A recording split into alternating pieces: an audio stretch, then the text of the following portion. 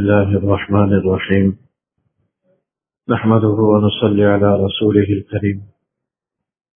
یہاں سے دوسرے حصے کا ولادت کے بعد کے حصے کا آغاز ہو رہا۔ ولادت کے بعد کا جو حصہ ہے یہ آپ پروجیکٹر میں دیکھ رہے ہیں کہ رضاعت، حضانت اور کفالت۔ تو رضاعت کا معاملہ یا رضاعت کا معنی ہوتا ہے دودھ پلانا۔ تو اس میں یہ بیان کیا جائے گا کہ سرکار دو عالم صلی اللہ علیہ وسلم کو دودھ کن کن نے پلایا۔ اور حضانت کا معنی آتا ہے پرورش کرنا، کہ کس کی گود میں پلے بڑھے۔ اور کفالت کا معنی آتا ہے سرپرستی کرنا، کہ کس نے سرپرستی کی، بڑا کون بنا۔ یہ تین عنوانات پر آج کی نشست میں بحث ہوگی۔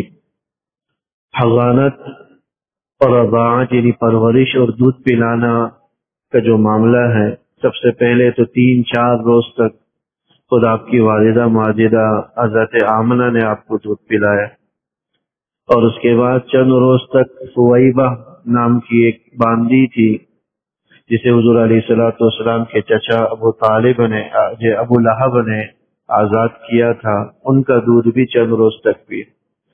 اور اس کے بعد حلیمہ سعدیہ رضی اللہ تعالی عنہ کا 4 سال تک حضور علیہ الصلوۃ والسلام نے دودھ پی۔ تو ولادت کے فوراً بعد چند دنوں تک تو اپنی والدہ ماجدہ کا دودھ پیا، اور اس کے بعد چند روز تک ثویبہ جو ابو لہب کی باندی تھی، اور اس باندی کا بھی عجیب واقعہ ہے کہ ابو لہب نے حضور علیہ الصلوۃ والسلام کی جب ولادت کی خوشخبری ابو لہب کو ملی تو اس میں اتنا خوش ہوا کہ اپنی اس باندی کو خوشی میں آزاد کر دیا۔ تو یہ ثویبہ وہی باندی ہیں جو ابو لہب نے حضور علیہ الصلوۃ والسلام کی ولادت باسعادت پر خوش ہو کر آزاد کی۔ علماء فرماتے ہیں کہ حضور علیہ الصلوۃ والسلام کی ولادت باسعادت پر خوشی کا اظہار تو ایک ابو لہب نے بھی کیا تھا جو حضور کا بعد میں جانی دشمن بنا۔ تو اس سے پتہ چلا کہ اصل صرف خوشی اور مسرت کے اظہار کرنے سے حق ادا نہیں ہوتا جب تک کہ حضور علیہ الصلوۃ والسلام کی تعلیمات کے مطابق ہم زندگی نہ گزار۔ ربیع الاول کے مہینے پر صرف جلسے جلوس ہم کر لیں، اسی پر اکتفا کر لیں، چراغاں کر لیں، کچھ لنگر تقسیم کر لیں، خوشی اور مسرت کا اظہار کر لیں، یا چند نشستوں میں ہم حضور کی حیات طیبہ کو بھی بیان کر دیں، پھر بقیہ 11 مہینے ہم بھولے بھالے بیٹھے رہیں، اس سے حضور علیہ الصلوۃ والسلام کا حق ادا نہیں ہوتا۔ خوشی منانے والا تو ابو لہب بھی تھا جو جانی دشمن تھا، اس کو یہ خوشی منانا آخرت میں کام نہیں دیا۔ اگر آخرت میں کوئی کام، کوئی عمل انہیں فائدہ دینے والا تھا تو ایمان لانا تھا، جس سے یہ محروم ہے۔ ان کی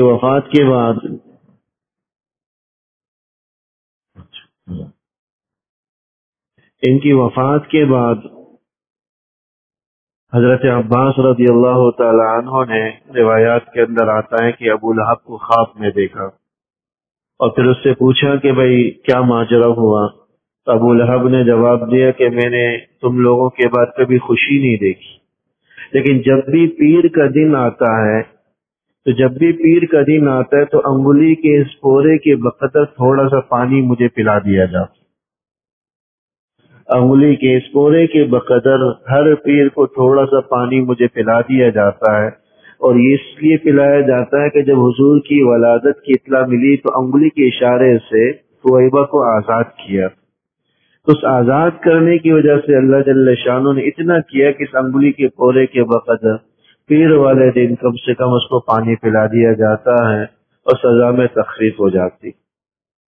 یہ ثویبہ ہیں جنہوں نے چند روز حضور علیہ الصلوۃ والسلام کو دودھ پلایا، اور اس کے بعد 4 سال تک حضرت حلیمہ سعدیہ رضی اللہ تعالی عنہ نے دودھ پلایا۔ یہ واقعہ عربوں کے اندر یا تاریخ کی کتابوں کے اندر عام ہے۔ عربوں کے اندر یہ دستور تھا کہ مکے کے جتنے بھی لوگ ہیں وہ اپنے بچوں کو گاؤں دیہات میں بیچ دیا کرتے تھے۔ اس کی ایک وجہ تو یہ ہوتی تھی کہ وہاں کی آب و ہوا اچھی ہوتی تھی، پانی دیگر چیزیں جو ہے اپنی اصل اور فطری چیزوں پر ہوتی تھی، آب و ہوا بھی صاف ستھری، اور سب سے بڑی بات عربوں کے اندر زبان دانی یعنی عربی زبان کی بڑی اہمیت تھی۔ اور اس کو اس انداز سے رکھنے کا اہتمام کرتے تھے جو اپنی اصل حالت سے۔ آج ہم لوگوں کی جو صورتحال ہے شہروں میں، اردو بولنے والوں کی بھی اردو صاف نہیں ہے، اردو بولنے والے بھی انگلش مکس کر دیتے ہیں، بہت سارے الفاظ اس میں انگلش مکس ہو جاتے ہیں، اور زبان والے بھی اردو شہر میں رہتے ہوئے اپنی زبانوں کو خلط ملط کر چکے ہوتے ہیں۔ آج اگر گاڑی زبان میں اگر اردو بولی جائے تو لکھنؤ والوں کی اردو ہوتی ہے، تو شاید ہم میں سے بیشتر کو بالخصوص نئی نسل کو تو سمجھ میں نہ آئے۔ مولانا ابوالکلام آزاد رحمہ اللہ ایک بزرگ گزرے ہیں ہندوستان کے، بڑے ادیب بھی تھے اپنے وقت کے۔ انہوں نے ایک کتاب لکھی غبار خاطر، بلکہ کتاب کیا ہے، وہ خطوط کا مجموعہ ہے۔ تو ایسی گاڑی اردو ہے کہ شاید ایک پڑھا لکھا بھی اس کو آسانی سے سمجھ نہ سکے۔ ایک جملہ جو عام فہم اردو میں اس زمانے میں عام فہم سمجھی جاتی تھی کہ ایک صاحب سے ملاقات ہوئی، جملہ پوچھا کہ امسال کشتہ زار شما میں تقاطر امطار ہوا کہ نہیں ہوا، امسال کشتہ زار شما میں تقاطر امطار ہوا کہ نہیں۔ اب وہ سامنے والا سمجھا کہ شاید قرآن کی تلاوت کر رہے ہیں، تو در حقیقت قرآن کی تلاوت نہیں تھی، وہ پوچھ رہے تھے کہ اس سال آپ کے کھیتوں میں بارش ہوئی کہ نہیں ہوئی۔ جملہ یہ تھا، لیکن اس وقت کی تعبیر ایسی تھی کہ جو عام آدمی کو سمجھتے والے، میرے خیال سے آپ میں سے بھی اکثر حضرات یہ جملہ نہیں سمجھ پائے ہو، تو ایسی اردو تھی۔ تو عرب کے لوگ جو شہر کے لوگ تھے وہ یہ کیا کرتے تھے کہ زبان کی فصاحت بلاغت کے لیے اپنے بچوں کو گاؤں دیہات میں بھیجا کرتے تھے تاکہ زبان اپنی اصل حالت پر رہے، اس میں ملاوٹ نہ ہو۔ اسی لیے عرب کے لوگ خود کو عرب کہتے ہیں نا، عرب کے علاوہ جتنے بھی لوگ ہیں سب کو عجمی بولتے تھے۔ عرب کا معنی ہی ہوتا ہے کہ جو فصیح و بلیغ ہو، اور عجم کہتے ہیں گونگے کو جو بول ہی نہیں سکتا، گونگا۔ تو عرب کے لوگ اپنے علاوہ جتنی بھی زبان والے ہیں سب کو عجمی کہتے تھے، بولنا ہی نہیں آتا ہے، یہ گونگے ہیں ایک طرف سے۔ اور حقیقت بھی ایسی، عربی زبان اتنی کشادہ، اتنی وسیع ہے، اتنی فصیح بلیغ ہے، ہم اور آپ تصور نہیں کر سکتے۔ ایک ایک چیز کے لیے عربی زبان کے اندر سینکڑوں نام موجود ہیں۔ صرف شیر جنگلی درندہ، اردو میں زیادہ زیادہ اس کو شیر بولا جاتا ہے، کوئی اور نسل کا ہے تو چیتا بول دیا، وغیرہ وغیرہ۔ عربی کے اندر 500 کے قریب اس کے لیے نام موجود ہے، 500 نام موجود۔ اونٹ کے ہمارے یہاں اونٹ ہی استعمال ہوتا ہے، لیکن عربی کے اندر 100 کے قریب نام موجود ہیں صرف جو اونٹ کے لیے مختص کیے گئے۔ تو یہ اس وقت کی زباندانی تھی جس کا اہتمام وہ کرتے تھے، اور گاؤں کی خواتین آتی تھی اور مکے کے جو شرفاء مالدار لوگ ہوتے ان کے بچوں کو اپنے ساتھ لے جایا کرتی تھی۔ تو ایک طائف کے قریب ایک بستی ہے جس کو بلاد بنو سعد کہا جاتا ہے۔ بلاد بنو سعد، یہ اس کی کچھ جھلکیاں یہ آگے شاید آ جائیں۔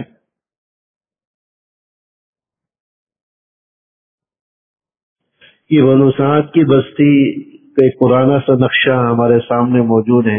یہ بلاد بنو سعد کے علاقے، بنو سعد کے علاقے طائف کے قریب موجود ہے، طائف سے پہلے ہی راستے میں پڑتا ہے۔ شاید جن حضرات کا سفر ہوا انہوں نے یہ بستی دیکھی بھی ہو، آج بھی کھنڈرات اور پہاڑ وہاں پر موجود ہیں۔ یہ ایک دیہات کا علاقہ تھا، یہاں کی خواتین آتی اور مکے سے آ کر جو بچے تھے نومولود بچے ان کو لے جایا کرتی۔ حضرت حلیمہ بھی اسی طرح اپنے شوہر کے ساتھ، اور اس وقت اتفاق سے ان کے پاس ایک گود کا بچہ بھی تھا، وہ بھی ساتھ لے کر آئی۔ ساتھ میں کہتے ہیں کہ ایک لاغر سی دبلی کمزور سی ایک گدھی بھی تھی اور ایک اونٹنی بھی تھی، اور گدھی اتنی لاغر تھی کہ ہمیشہ سفر کرنے والے جو ہمراہی خواتین تھے ان سے پیچھے رہ جاتی تھی۔ وہ خواتین کو آوازیں دے کر رہ جاتی تھی کہ ذرا انتظار کرو، مجھے بھی ساتھ لے جاؤ۔ اور ساتھ میں ایک اونٹنی ایسی تھی جس کے تھنوں میں دودھ کا ایک قطرہ بھی نہیں تھا۔ خود اپنا فرماتی ہے، خود میرا اپنا حال یہ تھا کہ میرے بھی سینے میں دودھ کا ایک قطرہ نہیں تھا، کبھی میرا اپنا بچہ سیر نہیں ہوا کہ اس کو دودھ پورا ملا، لیکن میں بھی چلی آئی۔ ہر خاتون کو کوئی نہ کوئی بچہ مل گیا۔ سرکار دو عالم صلی اللہ علیہ وسلم یتیم تھے، والدہ بیوہ، دادا کی پرورش میں جس نے بھی دیکھا تھا کہ اس یتیم سے ہمیں کیا حاصل ہوگا، سب نے چھوڑ دیا، یہاں تک کہ سب خواتین کو ایک ایک بچہ مل گیا، لیکن حضور علیہ الصلوۃ والسلام کو کسی نے بھی نہیں دی۔ دوسری طرف حضرت حلیمہ کے ساتھ اللہ کا کرنا یہ ہوا کہ ان کو بھی کوئی بچہ نہیں ملا، کسی نے ان کو بھی نہیں دیا، ان کی خود حالت ناگفتہ اور گود میں ایک بچہ بھی۔ جب دیگر خواتین جانے لگی تو دل میں شدید تقاضا پیدا ہوا کہ کسی طرح میں اس یتیم بچے کو لے کر جاؤں۔ انہیں کیا پتا تھا کہ جیسے لوگ یتیم سمجھ کر چھوڑ رہی، وہ یتیم نہیں بلکہ در یتیم ہے، وہ تو یتیموں کا سردار ہونے والا ہے، وہ تو ایک ایسا قیمتی ہیرا ہے جس کی کوئی نظیر نہیں۔ تو شوہر سے مشورہ کیا، شوہر نے کہا کہ خالی ہاتھ جانے سے بہتر ہے کہ انہی کو لے لیں۔ کہتے میں نے انہیں لیا، گود میں لے کر جب اپنے خیمے میں پہنچی تو پہنچتے ساتھ ہی مجھے اپنے سینے میں ہلچل محسوس ہوئی اور دور اتنا ابھر آیا کہ میرا اپنا بچہ بھی سیر ہو گیا۔ حضور علیہ الصلوۃ والسلام نے بھی سیر ہو کر پی لیا اور پھر اس کے بعد دونوں آرام سے سو گئے۔ کہتے کبھی ایسا نہیں ہوا تھا کہ میرے اپنے بیٹے کا پیٹ بھرا ہو اور وہ سکون سے سویا۔ پھر دوسری طرف شوہر جب اونٹنی کے قریب گئے تو دیکھا کہ اونٹنی کے تھن بھی دودھ سے لبالب بھرے ہوئے ہیں۔ جب وہاں سے واپسی کا سفر ہوا تو وہ جو لاغر گدھی جو آتے وقت سب سے پیچھے رہا کرتی تھی وہ اتنی تیز رفتار ہو گئی کہ بقیہ خواتین کہنے لگی کہ ذرا ہمارا بھی انتظار کرو، ہمیں بھی ساتھ ہو لینے دو۔ وہ کہتی کہ میں تمہارے ساتھ کیا ہوا، یہ وہی گدھی ہے، کوئی تبدیل کر دیا تم نے؟ تو حضرت حلیمہ کہتی کہ نہیں وہی ہے، میں نے تبدیل نہیں کیا، لیکن اس نومولود کی شان کی وجہ سے اللہ جل شانہ نے اس کے اندر ایسی رفتار رکھی۔ گدھی اتنی تیز ہوئی کہ بڑے بڑے گھوڑے اور گدھے اور اونٹ بھی اس کا مقابلہ کرنے سے عاجز رہی۔ اور پھر سفر کے اندر برکات اپنی جگہ، اور جب اپنی بستی میں پہنچے بلاد بنو سعد میں تو حضرت حلیمہ فرماتی ہیں کہ اس وقت پورے عرب قبائل کے اندر جس قدر قحط بنو سعد کے اندر تھا کہیں اور موجود نہیں، قحط سالی تھی، بارشوں کا دور دور تک نام و نشان نہیں، کوئی سبزہ نہیں۔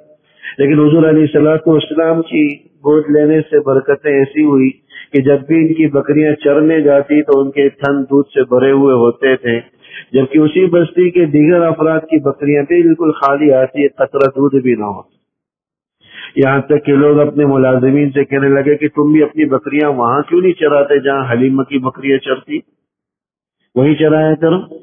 تو کہتے انہوں نے پھر وہی چرانا بھی شروع کیا، لیکن پھر بھی واپسی میں نتیجہ یہی رہا کہ ان کی بکریاں تو دودھ سے بھری بھی آتی تھی اور جو دیگر حضرات کی جو بکریاں تھی وہ خالی ہوتی تھی اور ایک قطرہ دودھ بھی ان میں موجود رہی۔ یہ حضور علیہ الصلوۃ والسلام کی برکات کا مشاہدہ ان حضرات نے 2 سال تک کیا، اور شروع میں 2 سال تک ان کی پرورش میں حضور علیہ الصلوۃ والسلام رہا، اور 2 سال کے بعد کہتے ہیں کہ میں نے دودھ چھڑا دیا اور حضور علیہ الصلوۃ والسلام کو ان کی والدہ ماجدہ کے پاس لے کر گئی۔ لیکن دل میں تقاضا جو ان کی برکتیں میں دیکھ چکی تھی، تقاضا تھا کہ کسی طرح دوبارہ مجھے یہ مل جائے۔ مکے میں گئی، والدہ سے درخواست کی تو اول حضرت آمنہ نہیں مانی، لیکن اس وقت اتفاق سے مکے کے اندر ایک وبا پھیلی ہوئی تھی، بیماری پھیلی ہوئی تھی۔ تو حضرت حلیمہ کہتی ہے کہ مجھے یہ عذر مل گیا، میں نے کہا کہ مکے کے اندر وبا پھیلی ہوئی ہے، بیماری پھیلی ہوئی ہے، اگر ان کو یہی چھوڑیں گے خدشہ ہے کہ کہیں اس وبا کی زد میں نہ آ جائیں۔ والدہ تھی، رحم دل تھی، گھبرا گئی، انہوں نے کہا چلو ٹھیک ہے مزید لے جاؤ 2 سال کے، تو دوبارہ 2 سال کے لیے واپس لے کر آئی۔ یوں 4 سال تک حضور علیہ الصلوۃ والسلام حضرت حلیمہ سعدیہ رضی اللہ تعالی عنہ کی پرورش میں رہے اور ان کی حضانت میں رہے، اور وہاں پر انہوں نے ان کا دودھ بھی پیا اور وہی پرورش پائی۔ یہ 4 سال کا واقعہ۔ جب عمر مبارک 4 سال مکمل ہو گئی، 5ویں سال میں قدم رکھا تھا تو واقعہ شق صدر کا پیش آیا۔ تو شق صدر کا واقعہ پیش آیا کہ 4 سال کی عمر تھی، اپنے جو رضاعی بہن بھائی تھے ان میں سے ایک کا نام عبداللہ بتلایا جاتا ہے جو رضاعی بھائی تھے، اور دوسری 2 بہنیں تھی، ایک انیسہ کے نام سے اور ایک شیمہ کے نام سے تھی۔ زیادہ سیرت کی کتابوں میں جن بہن کا ذکر آتا ہے وہ شیمہ کے نام کی بہن کا ذکر آتا ہے، اور سیرت کی کتابوں میں حضور علیہ الصلوۃ والسلام ان کا اتنا احترام کرتے تھے کہ جب حضرت شیمہ تشریف لاتی، کیونکہ حضرت شیمہ وہ واحد تھی کہ انہوں نے بڑے گود میں حضور علیہ الصلوۃ والسلام کو اپنے گود میں رکھا تھا، اپنے گود میں رکھ کر کھلایا کرتی تھی۔ تو جب یہ تشریف لاتی تو حضور علیہ الصلوۃ والسلام کھڑے ہوتے اور اپنی چادر نیچے بٹھاتے اور اس چادر پر حضرت شیمہ کو بٹھایا کرتے تھے، اتنا احترام کرتے تھے۔ رضاعی بہن تھی، اتنا احترام۔ آج ہمارے یہاں تو قریبی رشتہ داروں کا کوئی احترام نہیں، خالاؤں کا کوئی اہتمام نہیں، حالانکہ خالہ ماں کی جگہ ہوتی ہے، پھوپھیوں کا کوئی اہتمام نہیں، خالہ والد کی جو پھوپھی والد کی جگہ ہوتی ہے، رشتے ٹوٹے ہوئے ہیں، تعلقات منقطع ہیں، ایک دوسرے سے روٹے ہوئے، ذرا ذرا سی باتیں ہیں جو آپس میں اختلافات اور رنجشوں کا باعث بن جاتی ہیں۔ سرکار دو عالم صلی اللہ علیہ وسلم اس رضاعی رشتے کا بھی اتنا احترام کر۔ تمہارا کی اپنے رضاعی بہن بھائیوں کے ساتھ جنگل میں لکڑیاں جمع کر رہے تھے کہ اسی دوران حضرت جبریل علیہ الصلوۃ والسلام حضرت میکائیل کے ساتھ تشریف لائے۔ ہاتھ میں ایک تسلا سا تھا جس میں برف پڑی ہوئی تھی، اور حضور علیہ الصلوۃ والسلام کو وہاں پر انہوں نے لٹایا اور لٹا کر سینہ مبارک چاک کی۔ یہ شق صدر کہلاتا ہے، سینہ چاک کرنا۔ حضور علیہ الصلوۃ والسلام کی حیات مبارکہ کے اندر 4 دفعہ شق صدر یعنی سینے کو چاک کرنے کا واقعہ پیش آیا۔ ایک دفعہ 4 سال کی عمر جب مکمل ہوئی، جب حضور علیہ الصلوۃ والسلام حضرت حلیمہ سعدیہ کے پاس، دوسری دفعہ 10 سال کی عمر میں جب ان کی عمر 10 سال ہوئی، اور تیسری دفعہ نبوت ملنے کے وقت جب حضور علیہ الصلوۃ والسلام کو نبوت کا منصب عطا کیا جا رہا تھا 40 برس کی عمر کے قریب، اور چوتھی مرتبہ جب حضور علیہ الصلوۃ والسلام سفر معراج پر تشریف لے جا رہے تھے تو اس وقت چوتھی دفعہ شق صدر کا واقعہ آیا ہے۔ ہر ایک کا تذکرہ اپنے اپنے مقام پر آئے گا۔ پہلا جو واقعہ ہوا وہ 4 سال کی عمر میں بلاد بنو سعد کے اندر ہوا۔ تو جب ان کے رضائی بہن بھائیوں نے دیکھا کہ کچھ 2 لوگ آئے، انہوں نے ہمارے رضائی اور مکی بھائی کو لٹا دیا ہے، سینہ چاک کر دیا، تو گھبرا کر بھاگے اور دوڑتے ہوئے اپنی والدہ کے پاس گئے، ماجرا بیان کیا۔ حضرت حلیمہ بھی دوڑتی ہوئی آئی تو دیکھا کہ حضرت حضور علیہ الصلوۃ والسلام کھڑے ہوئے ہیں اور آپ کی جسم پر گھبراہٹ سے کپکپاہٹ تاری۔ پوچھا کہ ماجرا کیا ہوا؟ تو کہنے لگے کہ 2 آدمی آئے تھے، انہوں نے مجھے لٹایا اور میرے سینے کو چاک کیا۔ احادیث مبارکہ کے اندر تفصیل ہے کہ چاک کرنے کے بعد آپ کے سینے مبارک کو باہر نکالا گیا، اور باہر نکال کر اس میں سے گوشت کا ایک ٹکڑا اٹھایا اور اٹھا کر پھینک دیا، کہا کہ یہ شیطان کا حصہ، اور پھر آپ کے بقیہ قلب مبارک کو برف سے دھویا گیا اور دوبارہ واپس سینے پر رکھ کر اس کی سلائی کر دی گئی۔ اس سلائی کے اثرات حضور علیہ الصلوۃ والسلام کے سینے پر موجود تھے، جس سے شق صدر کے واقعے کا یقین ہوا، لیکن کوئی زخم نہیں تھا، نشان موجود تھے، جیسے ٹانکے لگانے کے بعد نشانات رہ جاتے ہیں نا، ایسے ہی وہ نشانات موجود تھے۔ یہ واقعہ ہوا تو یہ گھبرا گئی اور پھر ان کی والدہ کے پاس لے جا کر انہیں چھوڑ دیا، اور اس وقت حضور علیہ الصلوۃ والسلام کی عمر مبارک 4 سال کی تھی۔ یہ شق صدر جو ہوا اس کی وجہ یہی تھی کہ اس موقع پر جو شیطانی اثرات ہر بچے کے ساتھ، ہر انسان کے ساتھ موجود ہوتی، وہ وساوس کو قبول کرنے والی چیزیں ان کو صاف کر دیا گیا تاکہ ہر قسم کی شیطانی اثرات سے محفوظ رہے۔ اور بعض روایات کے اندر یہ بھی ہے کہ اسی شق صدر کے واقعے کے اندر آپ کے دونوں کندھوں کے درمیان بائیں طرف، جس طرف دل ہوتا ہے، بائیں طرف مہر نبوت بھی لگائی گئی، اور مہر نبوت بائیں طرف دونوں کندھوں کے درمیان، یہ جو بائیں طرف کا حصہ ہے یہاں لگائی گئی، اور وہ ایک سیب کی شکل کی طرح ابھری ہوئی تھی۔ آپ کے کندھوں پر وہ علامت موجود تھی، مہر موجود تھی۔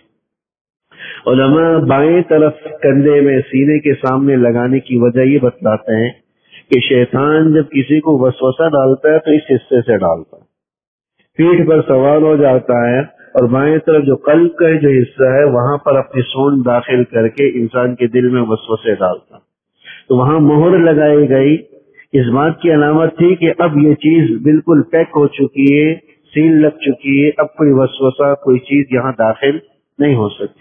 تو مہر لگنے کا مطلب یہ ہے کہ اب یہ بالکل پیک، کوئی چیز اندر داخل نہیں ہو سکتی، سیل پیک جس کو ہم کہتے۔ یہ مہر نبوت بھی تھی اور اس غرض سے بھی لگائی گئی۔ بعض حضرات کہتے ہیں کہ مہر نبوت کی حضور علیہ الصلوۃ والسلام کی ولادت کے وقت سے ہی موجود تھی، اور کچھ حضرات نے لکھا ہے نہیں، شق صدر کا جب پہلا واقعہ ہوا تو یہ مہر نبوت لگائی گئی۔ بہرحال اس کے بعد وہ گھبرا کر حضرت حلیمہ سعدیہ حضرت آمنہ کے پاس انہیں لے کر گئی اور پورا واقعہ بھی بیان کر دی۔ حضرت حلیمہ نے پورا واقعہ سنا تو کوئی حیران نہیں ہوئی، کہنے لگے کہ تم نے تو کچھ بھی نہیں دیکھا، میں نے اس سے بڑے بڑے واقعات دیکھے جب حضور کی ولادت ہو رہی، ایسی ایسی باتیں میں نے دیکھی کہ جو میں عام کر دوں تو شاید لوگ دنگ رہ جائیں، ایسے ایسے واقعات، لہٰذا اس واقعے کا پیش آنا میرے لیے کوئی تعجب کی بات نہیں۔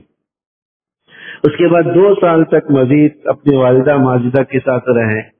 جب حضور علیہ الصلوۃ والسلام کی عمر مبارک 6 سال کی ہوئی، یہ عمر نبوی آپ دیکھ رہے ہیں، حضور علیہ الصلوۃ والسلام 6 سال کی ہوئی تو حضرت آمنہ یا حضور علیہ الصلوۃ والسلام کے والد ماجد، یہ گزشتہ کلاس میں آیا تھا کہ مدینہ منورہ کے اندر ان کی وفات ہوئی تھی اور مدینہ منورہ کے اندر ہی ان کی تدفین ہوئی.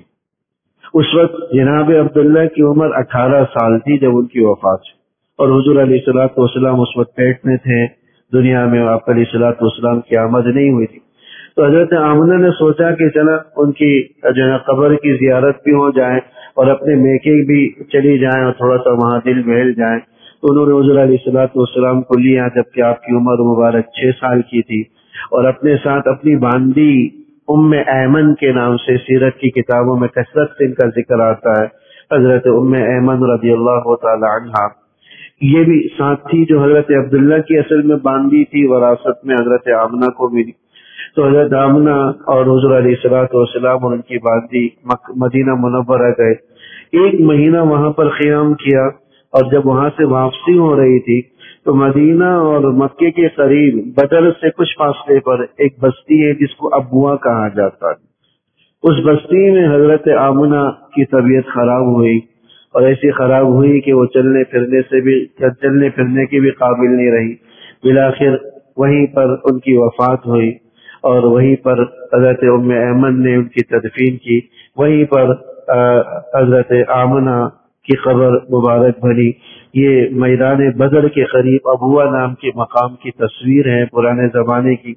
اس کا احاطہ کر رکھا ہوا ہے، اور احاطے کے اندر یہ قبر مبارک کی تصویر ہے. بدر کے قریب یہ مقام ہے. جو حضرات سفر کر کے گئے ہیں شاید انہوں نے دیکھا ہو. تو بہرحال جب 6 سال کی عمر میں حضور علیہ الصلوۃ والسلام کی والدہ ماجدہ بھی رحلت کر گئی. حضرت ام ایمن کہتی ہیں کہ میں جب انہیں واپس لے کر مکے جانے لگی تو حضور علیہ السلام بار بار میرا ہاتھ چھڑاتے اور اپنی والدہ کی قبر کے ساتھ چمٹ جاتے. بہت روتے بلکتے میں انہیں کسی طرح مکے میں لے آئی، اور حضور علیہ الصلوۃ والسلام کے دادا جناب عبد المطلب کے میرے سپرد. تو اس کے بعد 8 سال تک حضور علیہ الصلوۃ والسلام اپنے دادا کی زیر تربیت رہے. 8ویں سال کے بعد ان کی بھی وفات ہوئی. پھر اس کے بعد اپنے چچا جناب ابو طالب کے ساتھ حضور علیہ الصلوۃ والسلام ان کی کفالت اور سرپرستی میں رہے جب تک کہ حضور علیہ الصلوۃ والسلام کی عمر مبارک 50 سال کی. 50 سال کی عمر میں ان کی وفات ہوئی، ان کا بھی انتقال ہوا. یہ مرحلہ وال کفالت کا سلسلہ. تو 2 سال تک حضور علیہ الصلوۃ والسلام جناب عبد المطلب کی تربیت میں. اللہ جل شانہ کی شان، جناب عبد المطلب کے 10 کے قریب اپنی اولاد تھی، لیکن جتنی محبت یہ اپنے اس پوتے سے کرتے تھے کسی اور سے نہیں کرتے تھے. مکہ مدینہ حرم کے اندر ان کی مخصوص چادر بچھا کرتی تھی جہاں پر ان کی سگی اولاد کو بھی بیٹھنے کی اجازت نہیں تھی. یہ مکے کے بڑے سرداروں میں ان کا شمار تھا. سگی اولاد بھی نہیں بیٹھ سکتی، لیکن جب حضور علیہ الصلوۃ والسلام تشریف لاتے تو خود اپنے ساتھ بٹھاتے، اس چادر پر ان کو بٹھایا کرتے. ایک دفعہ ان کی ایک اونٹنی کہیں غائب ہوئی، حضور علیہ الصلوۃ والسلام کو تلاش کے لیے بھیجا تو ذرا تلاش کرنے میں تاخیر ہو گئی. روایات کے اندر آتا ہے کہ بیت اللہ کا طواف کرتے ہوئے جاتے، روتے اور ساتھ ساتھ دعائیں مانگتے، اللہ میرے پوتے کو مجھ سے ملا.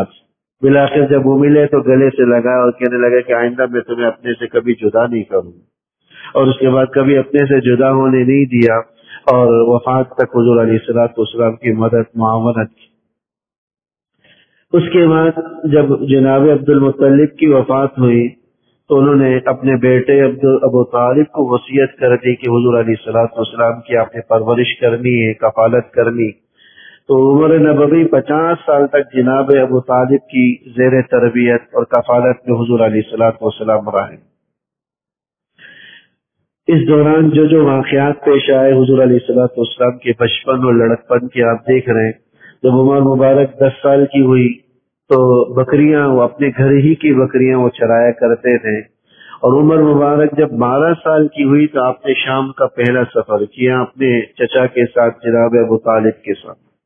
واقعہ اس کا تاریخ کی کتابوں میں ہے کہ جب تجارتی قافلے مکے والوں کے جایا کرتے تھے تو جناب ابو طالب بھی اپنا قافلہ لے کر جانے لگے تو دیکھا کہ حضور علیہ الصلوۃ والسلام کی آنکھوں پر آنسو ہیں، چھوڑنا گوارا نہیں ہوا اور پھر وہ بھی ضد کرنے لگے تو انہیں بھی ساتھ لیتے ہوئے چلے۔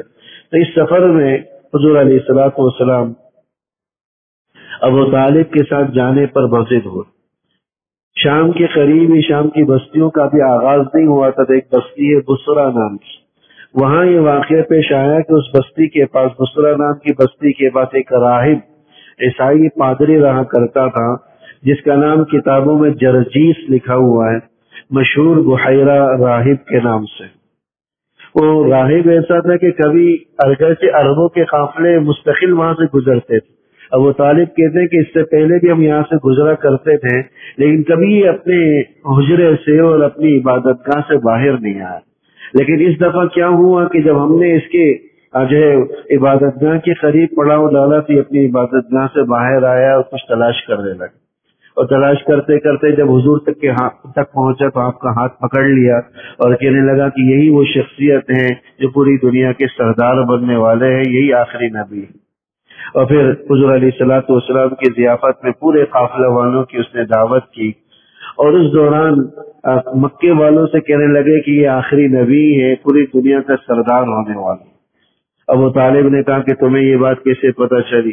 تو کہنے لگا کہ میں نے دیکھا کہ جب یہ گزر رہے تھے تو کوئی درخت، کوئی پتھر ایسا نہیں تھا جو ان کے سامنے سجدہ ریز نہ ہوتا، اور یہ درخت اور پتھر نبی کے علاوہ کسی کے سامنے جھکتے نہیں تھے، سجدہ ریز نہیں ہوتے۔ تو مجھے یقین ہوا کہ یہی شخصیت ہے جو آخری نبی۔ پھر دعوت کے وقت عجیب ماجرا یہ ہوا کہ حضور علیہ الصلوۃ والسلام اونٹ چرانے کے لیے نکل گئے تھے۔ جب دعوت میں یہ سب حضرات چلے گا تو حضور موجود نہیں، تو اہتمام کے ساتھ حضور کو بلوایا۔ جب حضور تشریف لائے تو اتفاق سے جو سایہ دار جتنی بھی جگہ تھی جہاں درخت موجود تھے سائے، ان سب میں لوگ بیٹھے ہوئے تھے، جگہ بک ہو چکی، کوئی سایہ دار جگہ حضور کو نہیں ملی، تو بالآخر ایک کونے میں بیٹھ گئے۔ آپ کا بیٹھنا ہی تھا کہ درخت کا جو سایہ نیچے کی طرف تھا وہ مڑ کر رسول کی طرف تھا، اور یہ ایسا واقعہ ہوا کہ بحیرہ راہب نے سب کو دکھایا کہ دیکھو پہلے سایہ کس طرف تھا، اب یہ سایہ کس طرف ہوا۔ اور یہ ایسا معجزہ تھا جو حضور علیہ الصلوۃ والسلام کے ساتھ 12 سال کی عمر میں پیش آیا۔ پھر بحیرہ راہب جو ہے ابو طالب کے سامنے ہاتھ جوڑ کر کہنے لگا کہ آپ اسے شام نہ لے کر جائیں، اگر رومیوں کو پتہ چل گیا تو انہیں زندہ نہیں چھوڑیں گے، آپ انہیں یہیں سے واپس لے جائیں۔ تو بالآخر جناب ابو طالب نے حضور علیہ الصلوۃ والسلام کو اپنے چند غلاموں کے ساتھ واپس بھیج دیا۔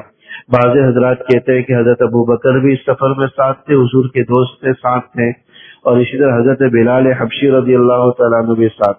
ان دونوں حضرات کے ساتھ حضور علیہ الصلوۃ والسلام کو واپس بھیج۔ تو یہ درمیان میں واقعہ پیش آیا، یوں حضور علیہ الصلوۃ والسلام کی واپسی ہوئی۔ اس نقشے کے اندر وہ مقامات دکھائے گئے ہیں جہاں حضور علیہ الصلوۃ والسلام نے سفر کیا، اور شام کے قریب جو بصرہ نامی بستی ہے وہاں حضور علیہ الصلوۃ والسلام نے پڑاؤ کیا تھا، پھر وہیں سے واپسی ہوئی۔ یہ بحیرہ راہب کی خانقاہ کا بیرونی منظر دکھلایا گیا ہے اور اندرونی منظر دکھلایا ہے۔ یہ پرانے زمانے کی تعمیر ہے اور جو غالباً جو ہے بہت ہی پرانی زمانے کی، اور اسی وقت کی تصویریں اس لیے تھوڑی سی دھندلی آپ حضرات کو نظر آ رہی۔ یہاں سے واپسی ہوئی اور اس دوران پھر چند واقعات مزید جو پیش آئے، ان میں عربوں کے درمیان ایک جنگ کا واقعہ پیش آیا جو حرب الفجار کے نام سے مشہور۔ یہ حرب الفجار لفظ فاجر سے نکلا ہے، یہ چونکہ کافروں کے درمیان ہوئی تھی، کوئی بھی مسلمان نہیں تھا اور نہ ہی کوئی جو ہے اسلام کی دعوت تھی، اس لیے اس کو حرب الفجار کہا جاتا۔ ایک طرف قریش کے لوگ تھے اور دوسری طرف ایک قبیلہ تھا بنو قیس کے درمیان، ان حضرات کے درمیان یہ جنگ ہوئی۔ حضور علیہ الصلوۃ والسلام کے چچا وغیرہ بھی اس جنگ میں شریک ہوا کرتے تھے۔ جنگیں تو عربوں کی گھٹی میں پڑی ہوئی تھی، سالہ سال تک ان کے درمیان جنگیں چلا کرتی تھی، اور ذرا ذرا سی بات پر آپس میں جنگیں چھڑ جایا کرتی تھی، اور ذرا ذرا سی بات پر سالہ سال تک جنگیں چلتی۔ جب بھی کسی آدمی کا انتقال ہو جاتا تو اپنے اولاد کو وصیت کر کے جاتا کہ تم نے میرا انتقام ضرور لینا، جو بھی مرتا یہ وصیت کر کے جاتا۔ تو یہ جنگیں چلا کرتی تھی، زبردستی حضور علیہ الصلوۃ والسلام کو بھی لے جایا جاتا تھا، لیکن حضور شرکت نہیں کرتے تھے، کیونکہ یہ تو ایک طرح سے تعصبیت کی بنیاد پر، قومیت اور وطنیت کی بنیاد پر لڑی جانے والی جنگ تھی، جنہیں حضور علیہ الصلوۃ والسلام کو سخت ناپسند تھی. اس کو حرب الفجار کہتے ہیں. وجہ تسمیہ کا مطلب ہوتا ہے فجار نام رکھنے کی وجہ یہ ہے کہ اس میں لڑنے والے سارے کافر تھے. یہ ایمان والے کی جو لڑائی ہوتی ہے وہ قومیت کی بنیاد پر نہیں ہوتی، وطنیت کی بنیاد پر نہیں ہوتی، لسانیت کی بنیاد پر نہیں ہوتی، عصبیت کی بنیاد پر نہیں ہوتی. ایسی لڑی جانے والی جنگیں جو عصبیت کی بنیاد پر لڑی جائے اور زبان کی بنیاد پر لڑی جائے، حضور فرمایا کرتے تھے اس کا ہم سے کوئی تعلق نہیں. من تعصب فلیس منا، جو عصبیت کو اختیار کرے گا اس کا ہم سے کوئی لینا دینا نہیں، اس کا ہم سے کوئی تعلق نہیں. ایسی لڑائیاں بہر صورت ناحق ہے، بہر صورت ناپسندیدہ ہیں، اور حضور علیہ الصلوۃ والسلام ایسی جنگوں سے گریز کیا کرتے تھے. دوسرا جو واقعہ اسی دوران پیش آیا وہ حلف الفضول کا ہے کہ جب حرب فجار ختم ہوئی اور بالآخر آپس میں صلح ہوئی تو کچھ لوگوں نے سوچا کہ بلا وجہ ہم سال تک آپس میں لڑتے رہتے ہیں اور اپنی جانوں کو ختم کرتے رہتے ہیں، کیا یہ بہتر نہیں ہے کہ ہم آپس میں ایک معاہدہ کر لیں امن کا؟ یہ امن کا ایک معاہدہ ہوا جس کو حلف الفضول کہا جاتا. فضول اس لیے کہتے تھے کہ جن حضرات نے یہ معاہدہ کیا تھا ان کے ناموں کے شروع میں فضل کا لفظ آتا تھا. 3 آدمی تھے اور تینوں کے نام میں اتفاق سے فضل کا نام آتا تھا، اس لیے اس کو حلف الفضول کہا جاتا. اگرچہ یہ معاہدہ بہت پہلے ہوا تھا، حضور علیہ الصلوۃ والسلام کے زمانے میں آپ کے چچا زبیر بن عبد المطلب نے اس معاہدے کو دوبارہ سے کیا اور ایک معاہدہ ہوا جس میں سارے لوگ جمع ہوئے. مکے کے ایک شخص تھے عبداللہ ابن جدعان، ان کے گھر پہ اجتماع ہوا اور پھر اس معاہدے کے اندر حضور علیہ الصلوۃ والسلام بنفس نفی شریک ہوئے، بلکہ سب سے پہلے شرکت کرنے والے حضور. یہ امن کا معاہدہ تھا، یہ اتفاق کا معاہدہ تھا، یہ لڑائی نہ کرنے کا معاہدہ تھا، اور حضور علیہ الصلوۃ والسلام تو اسی کی تعلیمات کے لیے آئے تھے کہ تعصبیت کی بنیاد پر اور جو ہے لسانیت کی بنیاد پر لڑی جانے والی جنگوں کا ہم سے کوئی واسطہ نہیں. حضور فرمایا کرتے تھے کہ اگر اس معاہدے کے مقابلے میں اگر مجھے سرخ اونٹ بھی دے دیے جاتے تو مجھے کبھی قبول نہ ہوتا. اسلام کی آمد کے بعد بھی، حضور کی بعثت کے بعد بھی فرمایا کرتے تھے کہ اگر آج بھی کوئی مجھے اس قسم کے معاہدے کے لیے بلائے گا تو میں ضرور جاؤں اور اس معاہدے کے اندر شریک ہوں. تو بہرحال یہ معاہدہ ہوا اور جس کی بنیاد پر یہ آپس میں اتفاق راہ قائم ہوئی. حضور علیہ الصلوۃ والسلام کی عمر مبارک جب 8 سال کی ہوئی تو دادا کا انتقال ہوا. 12 سال کی عمر میں اپنے چچا کے ساتھ شام کا سفر کیا اور اس دوران 25 سال کی عمر تک یہ واقعات پیش آئے. 25 سال کی جب عمر ہوئی حضور علیہ الصلوۃ والسلام کا دوسرا سفر شام کا درپیش ہوا، اور اس کا بھی پس منظر یہ بنا کہ حضور علیہ الصلوۃ والسلام کی جیسے جیسے جوانی بڑھتی جاتی تھی آپ کی امانت دیانت لوگوں میں مشہور ہوئی. گھر گھر آپ کی امانت اور دیانت کا چرچا ہونے لگا، یہاں تک کہ ہر ایک کی زبان پر یہ تھا کہ آپ صادق ہیں، آپ امین ہیں، اور آپ کی صداقت اور امانت کی گواہی ہر قسم کے افراد دیتے. حضرت خدیجہ رضی اللہ تعالیٰ عنہ مکے کی بڑی مالدار خاتونوں میں سے تھی، اور مالدار بھی تھی اور عفت اور پاک دامنی بھی ان کی مشہور تھی. یہاں تک کہ عرب کے سارے لوگ انہیں طاہرہ کے نام سے جانا کرتے. طاہرہ کا معنی تھا پاک باز عورت، سب انہیں طاہرہ کے نام سے جانتے. جب انہیں پتا چلا کہ حضور علیہ الصلوۃ والسلام کے بارے میں آپ کی صداقت امانت دیانت کا علم ہوا تو انہوں نے ان سے درخواست کی کہ آپ میرا مال تجارت کی غرض سے شام لے کر جائیں، جتنا منافع میں دوسروں کو دیتی ہوں آپ کو میں دگنا منافع دوں گی، آپ میرا مال لے کر جائیں. حضور علیہ الصلوۃ والسلام تیار ہو گئے. اس کی ایک وجہ یہ تھی کہ آپ اپنے چچا کی کفالت میں تھے جناب ابو طالب، اور ابو طالب مالی لحاظ سے کافی کمزور تھے. اس لیے حضور علیہ الصلوۃ والسلام نے یہ سوچ کر کہ کچھ میں اپنی چچا کی مدد کر لوں، معاملت کر لوں، اس سفر کو آپ نے قبول کیا. 25 سال کی عمر میں حضور علیہ الصلوۃ والسلام نے یہ دوسرا سفر کیا. اور یہاں پر بھی جو دوسرا واقعہ پیش آیا وہ بحیرہ نستونہ راہب کے نام سے ملاقات. بصرہ ہی کا مقام تھا. بصرہ یہ عیسائیوں کا گڑھ سمجھا جاتا تھا اس وقت، اس لیے جتنے بھی پادری پوپ قسم کے لوگ تھے وہ سب وہیں پر واقع ہوتے تھے. حضور علیہ الصلوۃ والسلام کے ساتھ میسرہ نام کے غلام تھے جو حضرت خدیجہ رضی اللہ تعالی عنہا کے غلام تھے. یہ غلام بھی ساتھ خدمت کے لیے تھے. حضرت میسرہ کہتے ہیں کہ حضور علیہ الصلوۃ والسلام دن کے اوقات میں بھی چلا کرتے تھے تو میں دیکھتا تھا کہ اوپر 2 فرشتے ہیں اور آپ پر مسلسل سایہ کیے ہوتے ہیں.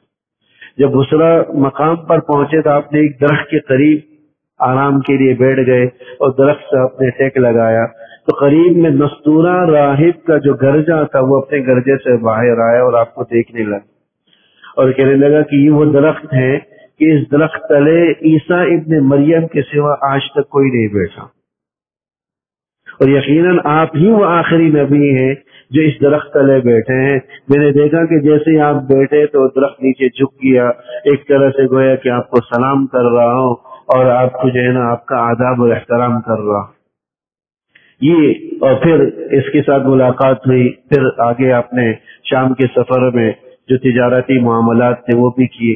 تجارت کے دوران ایک واقعہ یہ بھی بتلایا جاتا ہے, عبرت کے لیے عرض کر دوں کہ عرض کیا جاتا ہے کہ ایک صاحب جو ہے معاملے میں حضور سے جھگڑنے لگے اور جھگڑتے ہوئے کہنے لگے کہ آپ لات اور عزا کی قسم کھائیں. لات اور عزا یہ مکے کے 2 بتوں کا نام تھا.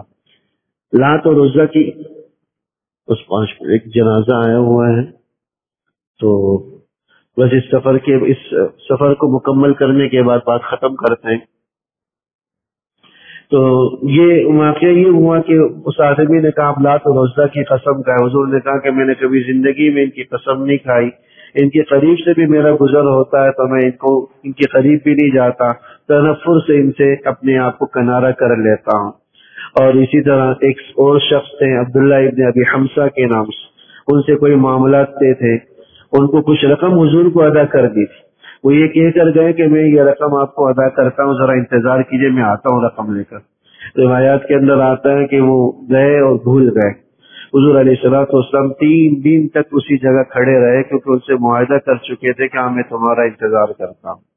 اسی لیے وعدے کی پاسداری. 3 دن کے بعد ان کو یاد آتا ہے, دوبارہ اسی مقام پر پہنچتے ہیں تو دیکھتے ہیں کہ وہ صاحب حضور علیہ الصلوۃ والسلام وہیں پر کھڑے ہوئے. حضور نے صرف اتنا فرمایا کہ تم نے مجھے تکلیف دی کہ میں 3 دن سے تمہارا یہاں انتظار کروں. سفر سے واپسی کے دوران بھی عجیب و غریب قسم کے واقعات حضرت میسرہ فرماتے ہیں کہ دن کا وقت ہوتا تھا, گرمی ہوتی تھی, لیکن مسلسل بادلوں کا ایک ٹکڑا حضور کے سر پر ہوتا. اور جب مکے میں داخل ہوئے تو دوپہر کا وقت تھا. حضرت خدیجہ رضی اللہ تعالی عنہ نے بھی دیکھا کہ جو ایک سایہ, ایک بدلی ہے جو حضور کے سر پر ہے. حالانکہ ارد گرد کسی بھی بادل کا نام و نشان تک نہیں, لیکن حضور کے سر پر مسلسل وہ بدلی موجود ہے اور مسلسل حضور کے سر پر وہ سایہ کر رہی. راستے میں احراس اصل میں نبی کی نبوت سے پہلے جو معجزات اور خلاف عادت جو واقعات پیش آتے ہیں اس کو ارہاس کہا جاتا ہے. نبوت کے بعد جو خلاف عادت یا معمول سے ہٹ کر جو واقعات پیش آتے ہیں اس کو معجزہ کہتے ہیں, اور نبوت سے پہلے جو واقعات اس قسم کے پیش آتے ہیں وہ ارہاس کے.